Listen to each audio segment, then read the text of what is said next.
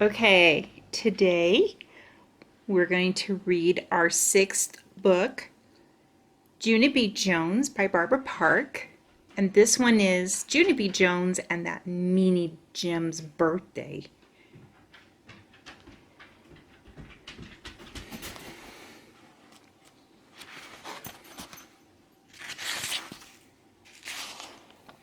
Eating cake. My name is Junie B. Jones. The B stands for Beatrice, except I don't like Beatrice. I just like B and that's all. B is my bestest letter. On account of my favorite food starts with that guy. Its name is birthday cake. We had that delicious stuff at school today. That's because Polly Allen Puffer turned 6 years old, and his mother brought chocolate cake and chocolate ice cream and chocolate milk to room 9. She is a chocolate nut, I think. The party was very fun, except for Polly Allen Puffer got all wound up, and he put cake on his head, and then he laughed till milk came out his nose. That is called nose milk, I told my best friend named Lucille. Lucille's a little lady. Ew, she said. I wish I didn't even see that nose milk, 'cause now my stomach feels upset and I can't eat the rest of my cake. Me too, I said. Now I can't eat the rest of my cake too, and so I will throw both our cakes in the trash can for us. Then I picked up our cakes and I hurried up to the trash can. I looked all around me very carefully. Then I quick ducked behind the trash can and I stuffed both cakes right in my mouth. I rubbed my tummy real happy. Now all I need is some milk to wash it down with, I said. Then that's when I saw some milk sitting on the table all by itself. I picked it up and drank it all gone. I said. That hit the spot. Just then I heard a voice. Junie B. Jones? Why are you out of your seat? It was my teacher. Her name is Mrs. She has another name too, but I just like Mrs. and that's all. Mrs. has eyes like a hawk. What are you doing over there? She asked me. I am sharing people's cake and milk, I explained, except for they aren't actually here at the moment. Mrs. rolled her eyes way back on her head. I smiled very sweet. Guess what? When I have my birthday party, I'm going to bring cake and milk too, I said. Plus also, I might bring a beanie weenie casserole, 'cause that will be the nice change for a pace, I think. Just then I skipped over to Polly Allen Puffer's mother. Excellent cake, madame. My compliments to the chef, I said. Then me and her did a high five. Only she didn't actually put her hand out, and so mostly I just slapped her on the arm. After that, I skipped back to my seat. Lucille was finishing her cake and ice cream. She had a chocolate mustache on her lip. I did a frown at her. Lucille, I'm surprised at you, I said. You're not eating your ice cream like a little lady, and so I will show you how. Then I quick dipped my spoon into Lucille's ice cream. See, I said, see how I am taking dainty bites of this stuff? Only just then a dainty bite of chocolate of ice cream slipped off my spoon and it plopped on Lucille's lap. She jumped out of her chair. Oh no, she hollered. Now look what you did. You spilled ice cream on my brand new dress, and my Nana just bought this for me from New York City, and it cost $95 plus tax. Mrs. hurried up to the table. She had a wet sponge to clean Lucille's dress. No, don't, said Lucille.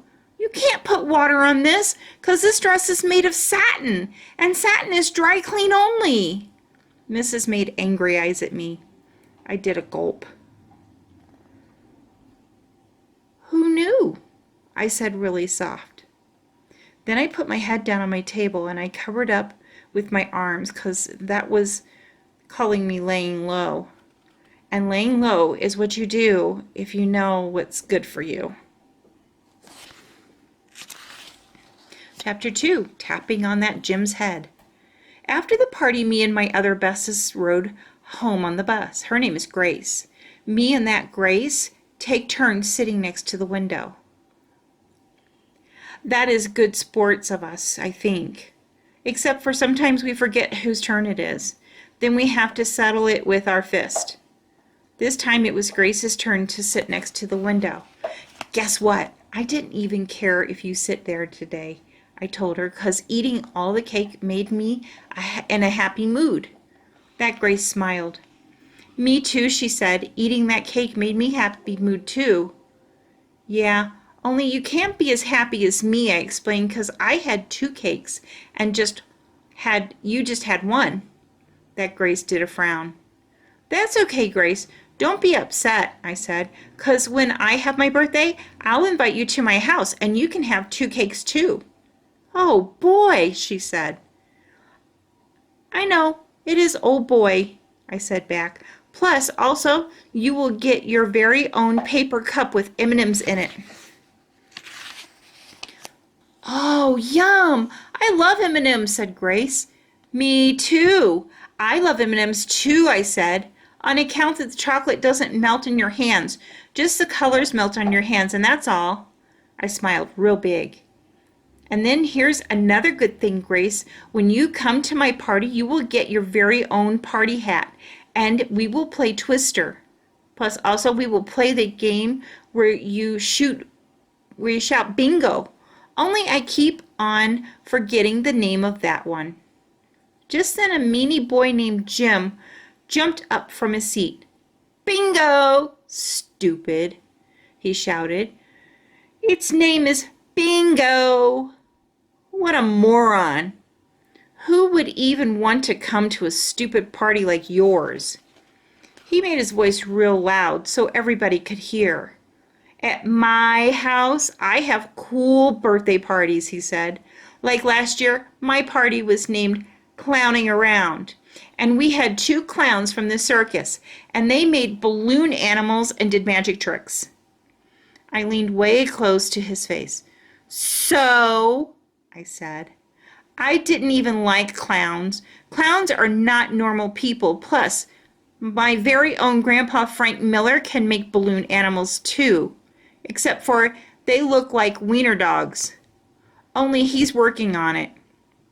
That Jim wasn't even listening to me. He just kept on talking about his parties. This year my party is named Old MacDonald's Farm, and a real farmer is bringing a petting zoo right to my front yard. And he's going to bring a lamb and a goat and a burro and some rabbits. And he's also bringing a real life pony for us to ride. I put my hand on my waist. Yeah, well, too bad for you, I said, 'cause I saw all about ponies on TV, and ponies buck up off of their backs. And then they stomp you on the ground and kill you to death. And so I wouldn't even come to your stupid dumb party in a jillion billion years.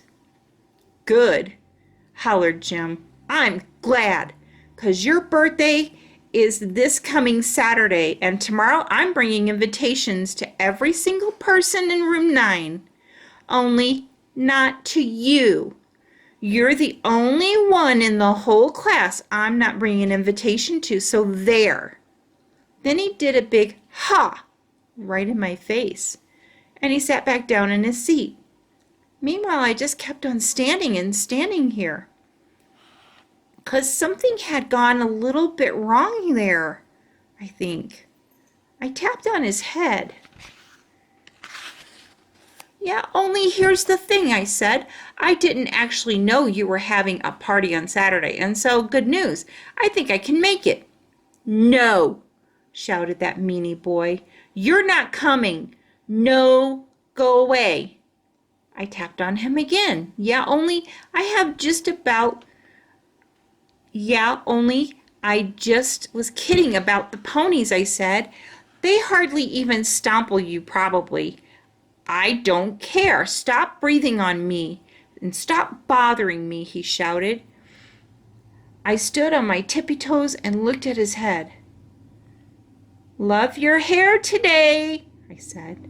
That Jim swatted at me. Get away from me, he hollered. You're not coming to my party, and that's final.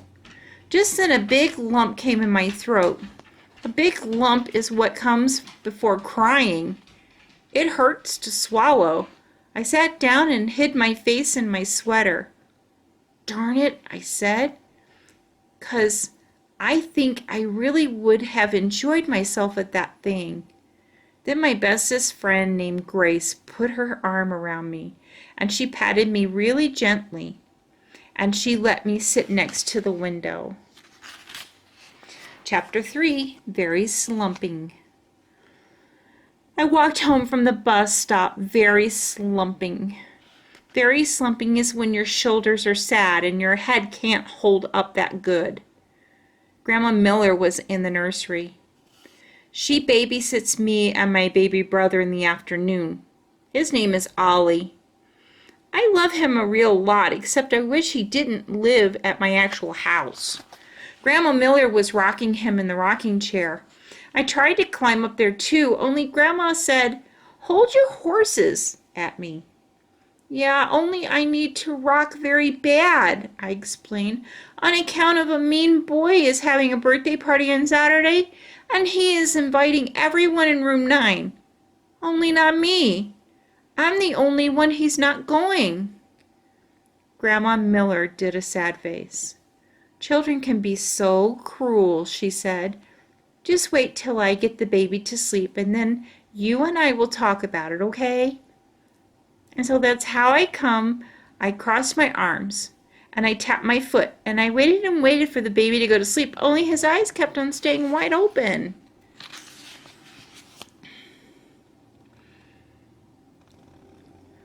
Hold them close with your fingers, Grandma, I told him. Heavens no, she said. Then she kept right on rocking him, and so finally I got tired of waiting, and I went to my room and I crawled under my covers. I crawled way down to the bottom of the sheets. It is very muffly down there. You can say meanie stuff, and no one can hear you. Here is all the stuff I hate, I said. First, I hate that Meanie Jim. Then I hate clowns. And Old MacDonald had a farmer. Plus, I hate rabbits and burros and ponies. And guess what else? We didn't actually need a baby at the house. Only no one even consulted me. Just then, I heard a knock on my door. Junie B, it's Grandma, honey. Ollie finally went to sleep. She came in and lifted up the covers. I called your mother and told her what happened at school, she said. I peeked up at her. And so, can she fix it? I asked. Can I go to the birthday party tomorrow? Grandma Miller held on arms to me. She pulled me out of my covers. Your mother is going to talk to you about it when she gets home, she said. Meanwhile, why don't you and I have a little fun? Let's read a book, okay? What kind of story would you like to hear? I thought and thought. I would like to hear a story about a little girl who doesn't get invited to a meanie boy's birthday. And so she sneaks to his house, and she lets a wild pony out of the barn, and then it stomples the boy into a flatty pancake. And all the children pour maple syrup on that guy, and they eat him for breakfast. Grandma Miller looked kind of sickish. You've got to stop worrying about that boy's party. He's just trying to get your goat, she said. Just then my eyes got big and wide at her. Goat? What goat, Grandma? Do I have a goat? Is it a surprise goat? Are you keeping it a secret at your house? I jumped up and pulled on her hand. Let's go get it. 1, 2, Grandma. Let's go get my goat right now. Just then, a great idea popped into my head. Hey, I just thought of something, Grandma. You and me can bring my goat to my house, and then I can have my very own birthday party on Saturday. I will call it, Come and Pet My Goat, and everyone in room 9 will come to my party, and they won't go to Meanie Jim's. All of a sudden, the front door opened. It was Mother. I run to her speedy quick. Mother, Mother, guess what? Guess what? Me and Grandma Miller are getting my goat, and I am having my very own birthday party on Saturday, and all of room 9 is going to be invited, only not that Jim I hate. He is the only one not coming, so ha on him." Just then Grandma Miller sneaked out the front door with her sweater. I pulled on Mother's arm. "Come on, Mother, come on," I said. "We have to go to the store and buy my invitations. Please. Plus also, we have to pick up the beanie weenie." Mother didn't come on. She sat down on the couch and smoothed my hair. "Listen to me, Junie B," she said. "I know Jim hurt your feelings today. But you can't have a birthday party on Saturday. Your birthday isn't till June, remember? And June is still months away."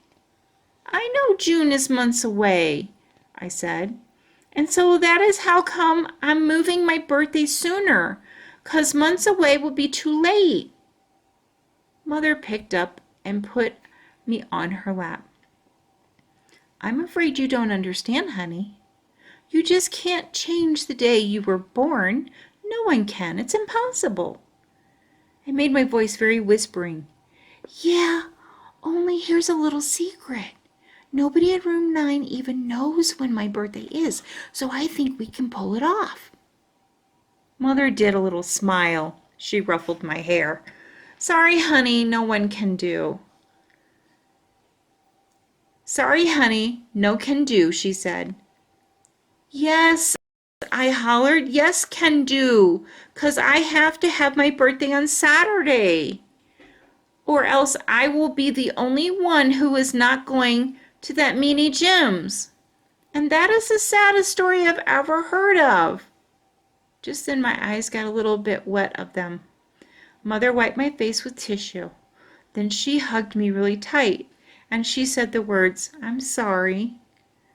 More bad news. Grandma Miller just called. There's no goat?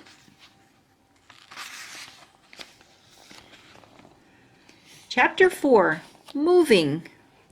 The next morning, I didn't get out of my bed, not even when Mother hollered, "Time for breakfast!" She came into my room. "Didn't you hear me, Junie B? It's time to eat," she said. I looked up from my pillow. "Yeah, only I'm not even hungry. Plus also, I'm moving today," I said. Mother smiled. She sat on my bed. "You're moving, huh?" she asked. "And exactly where will you be going?" I did my shoulders up and down. "Somewhere," I said. "Somewhere where?" she asked. "Somewhere not here, that's where," I said. Mother hugged me. "This is still about Jim's birthday party, isn't it? You're still worried about not getting an invitation." "No, I'm not. On account I'm not even going to that school anymore. On account of I'm moving today." Mother shook her head, then she went out of the room. She and Dad did whispering in the hall.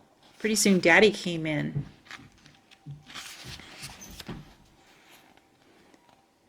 He gave me a piggyback right to the kitchen. Then Mom made my favorite hot cereal, and she let me have all the brown sugar I wanted. She sat down next to me. "You know, Junie B, Jim is only doing this to hurt your feelings," she said. "He just wants to get a reaction from you, that's all." "Sure he does," said Daddy. "And when someone is trying to hurt your feelings, there's only one way to get back at them. You have to pretend you don't care," said Mother. "You have to pretend you don't even want to go to the birthday party, because if you pretend you don't want to go, it will take all the fun out of it for him." Daddy winked. "You can do that, can't you?" he asked. "You're the best little pretender in the entire world." Just then my whole face lighted up, 'cause that word gave me a great idea. "Hey, I just figured out where I can move to. It's called It's a Small World after all. And it's at Disneyland. Remember that, Daddy? It's where all those puppets keep on singing that same song over and over and over again. I smiled. That would be a happy place to live, don't you think? Yeah, Daddy looked at me a really long time. Then he put his head down on the table and he started knocking it on the edge. Mother pulled him up from there. They went into the hall and did more whispering. After a while, Mother called me to their bedroom. Junie B, could you pick up the phone, please? It's your grandfather. He wants to talk to you for a minute. I picked up the phone. Hello? Hello yourself, little girl, he said. Grandpa Miller. What you up to this morning? I'm moving today, I told him. Grandpa Miller sounded upset. Moving, he said.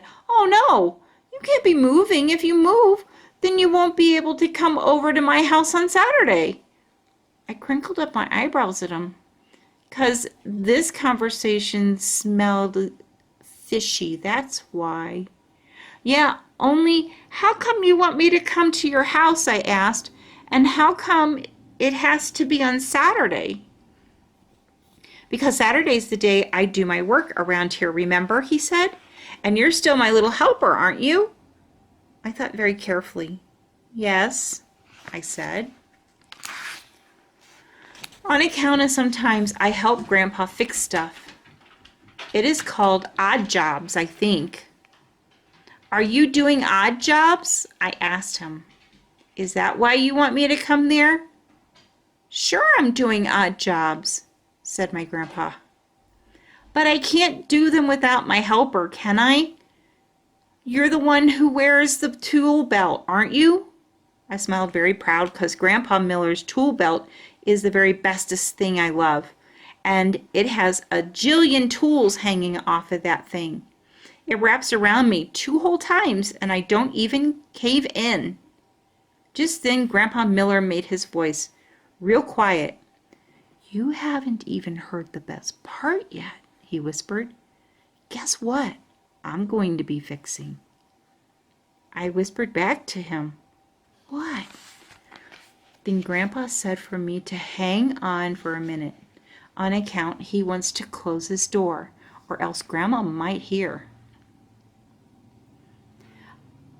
If your grandma hears, then she'll want to be my helper instead of you, he said. I waited very patiently. Ready? He said. Ready, I said. Okay, I'm going to be fixing the upstairs toilet. Just then my mouth came all the way open, because fixing the upstairs toilet is a dream come true, that's why. Are you going to take the lid off the top, Grandpa? And are you going to keep flushing and flushing it? And are you going to watch all the water go out of that thing? I asked. Sure I am, of course I am. That's half of the fun of fixing the toilet, right? He said. Right, I said very excited. Plus also, I love that big ball that floats on top. Me too, said Grandpa. I love that big ball too. And so I can count on you, can't I? You and I have a date on Saturday, right? I thought some more. Yeah, only I think there's something you forgot, Grandpa. What? He asked. What did I forget, little girl? I raised my eyebrows at the silly head. You forgot that I'm moving today.